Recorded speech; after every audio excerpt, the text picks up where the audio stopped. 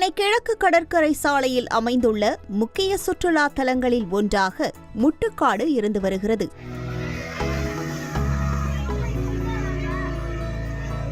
சுற்றுலா பயணிகளை கவரும் விதமாக முட்டுக்காடு படகு குழாமில் தமிழ்நாட்டின் முதல் மிதவை உணவக படகு சேவை தொடங்கப்பட்டுள்ளது.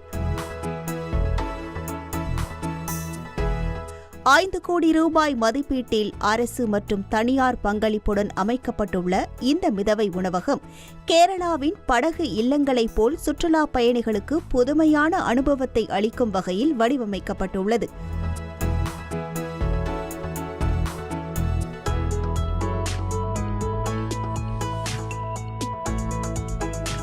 மூன்றாயிரம் சதுர அடி பரப்பளவுடன் 2 அடுக்குகள் கொண்ட இந்த படகில் ஒரே நேரத்தில் 100 நபர்கள் அமர்ந்து உணவருந்த முடியும். தண்ணீருக்கு நடுவே மிதக்கும் இந்த நட்சத்திர ஹோட்டலில் பிறந்தநாள் கொண்டாட்டம், கருத்தரங்குகள், அலுவலக கூட்டங்கள், கேளிக்கை விருந்துகள் போன்ற நிகழ்ச்சிகளை நடத்தலாம் என சுற்றுலா வளர்ச்சித்துறை தெரிவித்துள்ளது.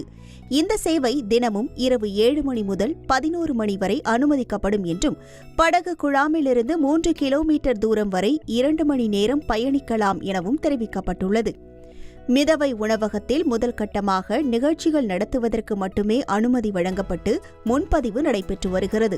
பயண கட்டணம் உள்ளிட்ட விவரங்கள் விரைவில் அறிவிக்கப்படும் என்று எதிர்பார்க்கப்படுகிறது.